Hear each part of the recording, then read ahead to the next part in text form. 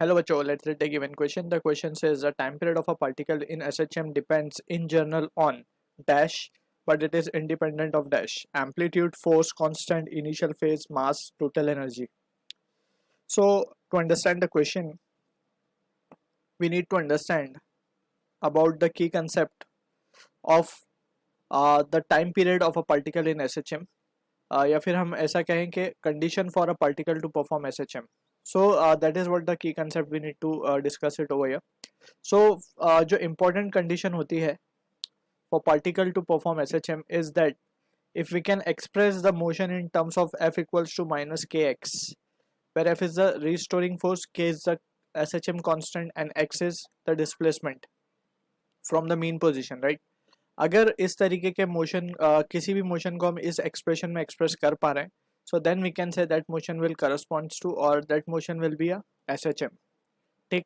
अब इसी एक्सप्रेशन को फर्दर हम लिख सकते हैं by Newton second law, force can be written as mass into acceleration minus k into x. So यहाँ से एक्सेलरेशन की वैल्यू हो जाएगी माइनस के बाय एम इंटू एक्स. अब इस के बाय एम को we substitute omega square, right. So यहाँ से एक्सेलरेशन की जो वैल्यू आएगी वो आएगी minus omega square into X. ठीक है. अब यहाँ पे हम देख सकते हैं क्लियरली, सो ओमेगा की value is under root of K by M.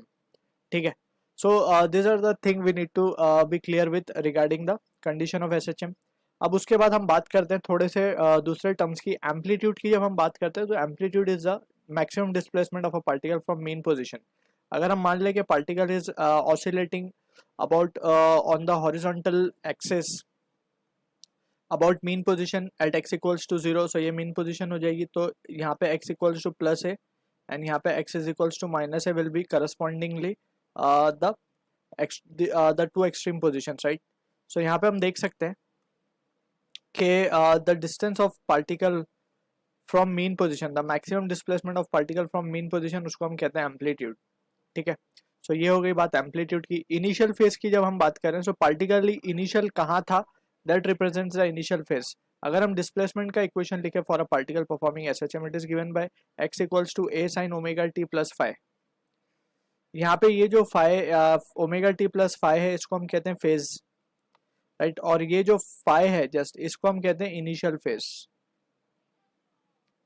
Right. So we need to be careful with this. और टोटल एनर्जी का जब हम एक्सप्रेशन की बात करते हैं, so total energy is nothing but the sum of potential plus kinetic energy, and this value comes out to be for a particle performing SHM m omega square into a square. ठीक है. तो which is a constant quantity that we need to also be careful. एक constant quantity है. ठीक है. so यहाँ पे we can see now, हमसे क्वेश्चन में बोला जा रहा है time period of a particle in SHM depends. So time period की जब हम बात करते हैं तो टाइम पीरियड को हम लिख सकते हैं 2 पाई बाय ओमेगा. अब ओमेगा की जो वैल्यू है for SHM we can substitute that. तो ये वैल्यू आ जाएगी m बाई के, राइट. यहाँ पे ये ओमेगा है just, right. So from this situation we can see कि हम देख सकते हैं time period is depending upon mass and it also depends upon the force constant या स्प्रिंग कांस्टेंट. ठीक है ना, दोनों फैक्टर्स पे डिपेंड कर रहा है. सो ये डिपेंड करेगा इन दोनों पे, यानी कि फोर्स कांस्टेंट पे डिपेंड करेगा और जो है हमारा मास के ऊपर भी डिपेंड करेगा. अब ये इंडिपेंडेंट किससे होगा, एम्पलीट्यूड से.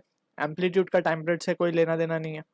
एम्पलीट्यूड तो क्या है, maximum displacement of particle from mean position. जितना ज़्यादा डिस्प्लेसमेंट होगा, इस एक्सप्रेशन से भी हम देख सकते हैं, जितना ज़्यादा डिस्प्लेसमेंट होगा उतना ज़्यादा रिस्टोरिंग फोर्स भी होगा साथ में.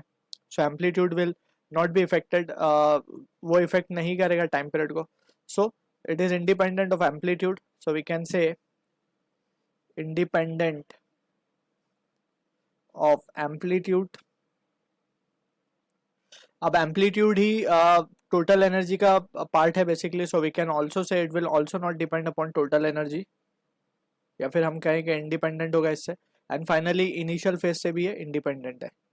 Initial phase, right. Initially particle कहाँ है, that what the initial phase represent. ये अगर पार्टिकल यहाँ पे से स्टार्ट हो रहा है, so this is the initial phase five. ठीक है. So that does not affect any time period. ठीक है. सो अगर इनिशियल फेज यहाँ से होगा, सो पार्टिकल का जो मीन पोजीशन वो भी शिफ्ट हो जाएगा and about that mean position we will consider the SHM. So वहाँ पे भी जो भी टाइम पीरियड होगा that will be just depending upon the mass and force constant. ठीक. So I hope you understood the solution. All the best.